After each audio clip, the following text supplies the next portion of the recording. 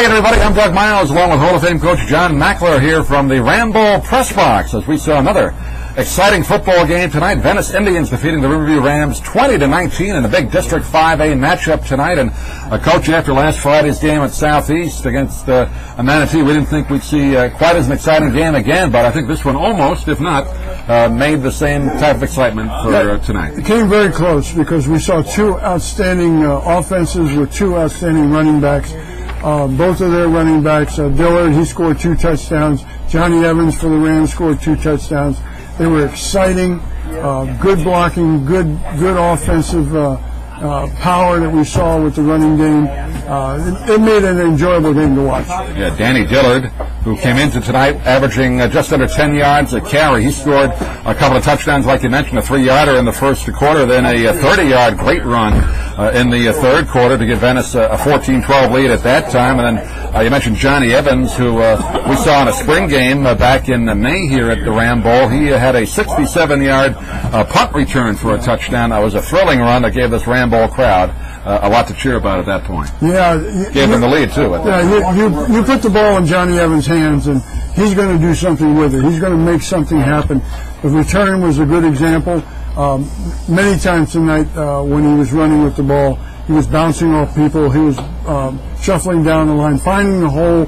Once he found the hole, he just took that one step that he turns his speed on, and he goes. So he put together an outstanding game tonight. The winning touchdown, though, was a pass play, beautiful pass play. Grant Flessner, the quarterback, to Dante Mazon, 43 yards with 6.5 left in the fourth quarter, and that gave Venice a 1-point lead. There was a safety in the game earlier against Venice, and that 2 points always seemed to come into play, but Venice came back at that point to take the 1-point lead, holding on to the end of the game.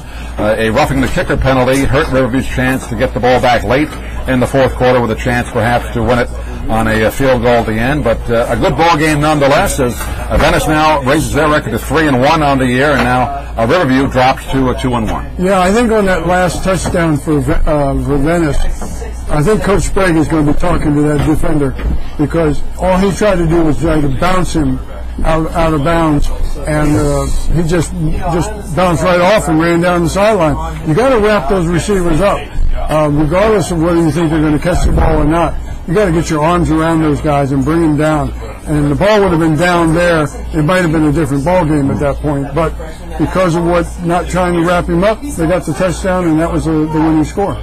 I know folks that are watching us on our affiliate, the BradentonTimes.com, will be interested to know, as both Manatee and Southeast will be playing Riverview later this year. We'll have a couple of those ball games as broadcasts as well. And Riverview, even despite the loss tonight, is going to be awfully tough to play against those two teams. And, of course, Venice now defeating Riverview. They'll be an awfully tough contender for the district title. So this really makes it interesting later in the year. Yeah, and again, Venice has got a 1 loss. Riverview now has 1 loss. So they're pretty still evenly matched going into the season.